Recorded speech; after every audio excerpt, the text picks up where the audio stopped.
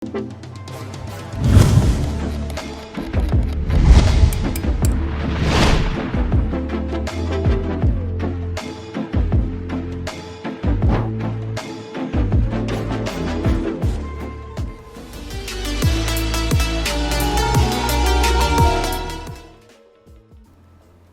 අලුත්ම Asus Sky Edition එකේන අලුත්ම gaming lap එක මෙන්න මේ වගේ ලොකු බොක්ස් එක තමයි ඉන්නේ. අපිට ඉස්සරහා බලා ගන්න පුළුවන් Asus Republic of Gamers logo එක.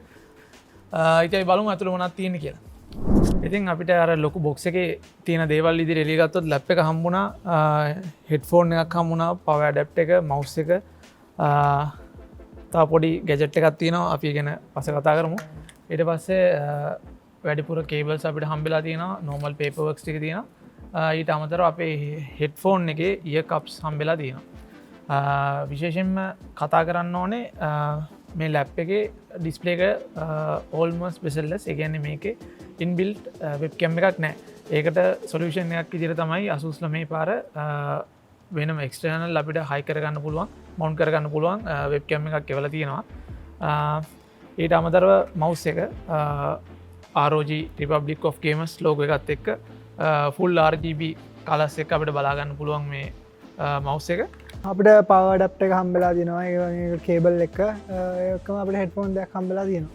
ඒකට තමයි මේ කප්ස් ඇවිල්ලා තියෙන්නේ. ඒ වගේ මයික්‍රොෆෝන් එකකුත් තියෙනවා වෙනවා. ඔව්.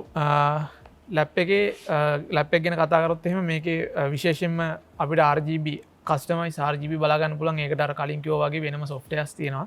ඊට අමතරව මේ පල්ලෙහා වෙනම බෝඩ එකක් ගිල්ල තියෙනවා. එකෙන් තමයි පල්ලෙහා මේ ටේබල් එකට ලස්සන RGB වැටෙන්නේ.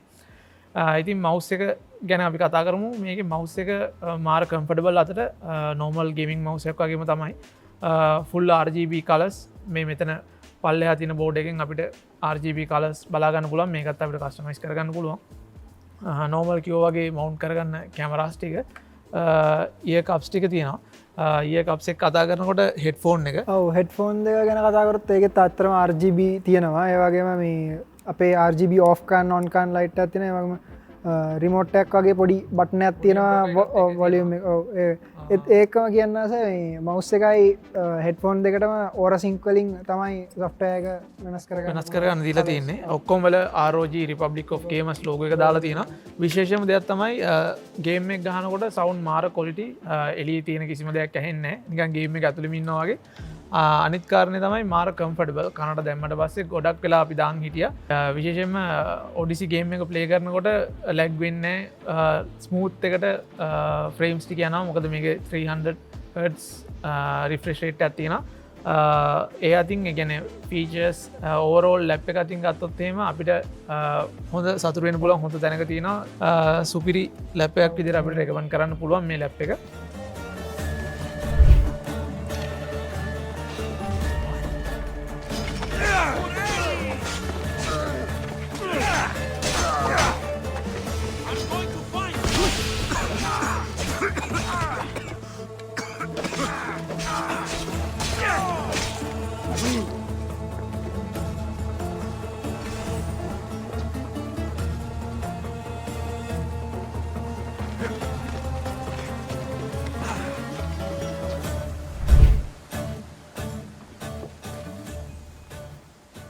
අපි මේ ලැප් එකේ ඩිසයින් එක ගැන මුලින්ම කතා කරොත් එහෙම මේක ප්ලාස්ටික් සහ මෙටල් මික්ස් කරලා තමයි හදලා තියෙන්නේ.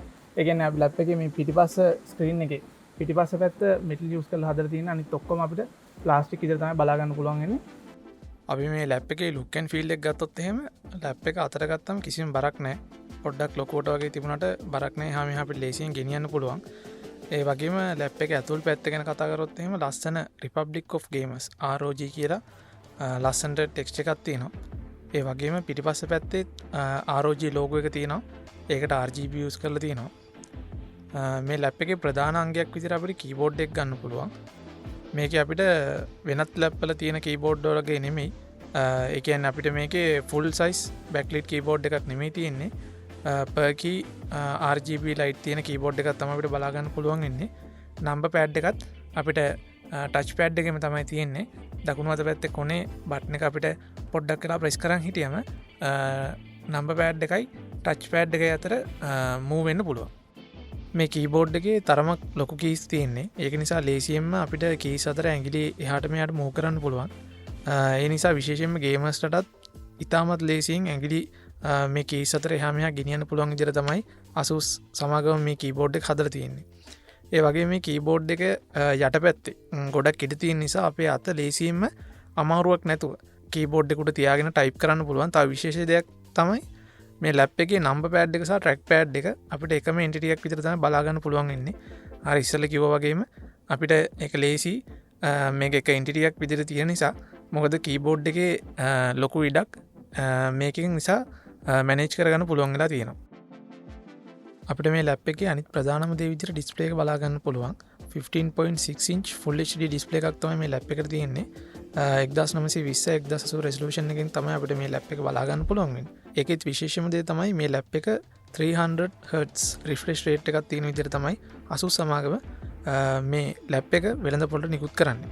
ඒ නිසා ගේම්ස් ගහනකොට ෆ්‍රේම්ස් උනත් අපිට හරියට ස්මූත්ව බලා ගන්න පුළුවන්. කැරක්ටර් එකක් උනත් ලස්සනට අපිට ස්මූත්තර මේ රිෆ්‍රෙෂ් රේට් එක නිසා හොඳින් බලා ගන්න පුළුවන්. ඉතින් අපි මේ ලැප් එකේ ග්‍රැෆික්ස් චෙක් කරන්න සහ පර්ෆෝමන්ස් චෙක් කරන්න ගේම්ස් දෙකක් ප්ලේ කරා. ඒ ගේම්ස් තමයි Assassin's Creed Odyssey සහ Star Wars Fallen Order කියන ගේම්ස් දෙක. මේ හැම ගේම් එකක්ම අපි ප්ලේ කරේ ටර්බෝ මෝඩ් එක ඔන් කරලා. අපිට මේ හැම ටෙස්ට් එකකටම පස්සේ ඇත්තටම හොඳ රිසල්ට්ස් බලා ගන්න පුළුවන් වුණා. ඉතින් මේ ලැප් එකේ අපි බැටරි ලයිෆ් එකත් ඒ වගේම ටෙස්ට් කරා. මේ ලැප් එක පර්ෆෝමන්ස් මෝඩ් එකේ ෆුල් චාර්ජ් එකක ඉඳලා 0% වෙන්න පැය එකයි විනාඩි 15ක් වගේ තමයි ගියේ. ඉතින් ඒ වගේම බිඳුව ඉඳලා ෆුල් චාර්ජ් වෙන්න පැය එකයි විනාඩි 30ක් වගේ ගියා. ඒ වගේම තව විශේෂම දෙයක් තමයි මේ ලැප් එකේ ඉන්බිල්ට් වෙබ්කෑම් එකක් එන්නේ නැහැ. ඒ කියන්නේ මේ පාර Asusලා almost bezel-less display එකක් විදිහට මේ ඩිස්ප්ලේ එක නිර්මාණය කරලා තියෙනවා. ඉතින් අපිට වෙබ්කෑම් එක බලා ගන්න පුළුවන් එක්ස්ටර්නල් විදිහට තමයි තියෙන්නේ. මේ පැකේජ් එකත් එක්කම අපිට එනවා. අපිට ඔන්ලාට වෙබ්කෑම් එක මවුන්ට් කරලා ඕනනම් අපිට ඒක අයින් කරන්න පුළුවන්. සාමාන්‍යයෙන් ගොඩක් යූසර්ස්ලා ලැප් එකක් ගත්තම මුලින්ම කරන දෙයක් තමයි තමන්ගේ වෙබ්කෑම් එකට ප්ලාස්ට් එකක් නැත්තම් ටේප් එකක් ගහන එක. ඉතින් Asusලා මේ ප්‍රශ්නෙට හොඳ විසඳුමක් දීලා තියෙනවා. ඒක තමයි මේ වෙබ්කෑම් එක එක්ස්ටර්නලි අපිට අවශ්‍ය වෙලාවට යූස් කරන්න අපිට අනවශ්‍ය වෙලාවට මේක අයින් කරන්න පුළුවන් විදිහට නිර්මාණය කරලා තියෙන එක. ඉතින් මේ ලැප් එකේ පෝට්ස් ගැන කතා කරොත් එහෙම 3.2 USB පෝට්ස් 3ක් සහ audio in port අපිට වම් අත පැත්ත බලා ගන්න පුළුවන් වෙනවා. ඒ වගේම අපිට මේ ලැප් එකේ පිටිපස්සේ type C පෝට් එකක්, ethernet පෝට් එකක්, HDMI පෝට් එකක් සහ DC in පෝට් එකක් බලා ගන්න පුළුවන් වෙනවා. ඉතින් අපි ලැප් එකක් යූස් කරනකොට ගොඩක් පොරි වෙන දෙයක් තමයි මේ කේබල් මැනේජ්මන්ට් කියන පාර්ට් එක. ඉතින් Asusලා මේ ලැප් එක කේබල් මැනේජ්මන්ට් වලට ඉතාමත් හොඳින් නිර්මාණය කරලා තියෙනවා. මොකද අපිට බලා ගන්න පුළුවන් වෙනවා ලැප් එකකට එන ප්‍රධාන කේබල්ස් වලට එන පෝට්ස් ඔක්කොම මේ ලැප් එකේ තියෙන පිටිපස්සෙන්. ඉතින් Asusලා මේ පාර කේබල් මැනේජ්මන්ට් වලටත් හොඳ විසඳුමක් දීලා තියෙනවා.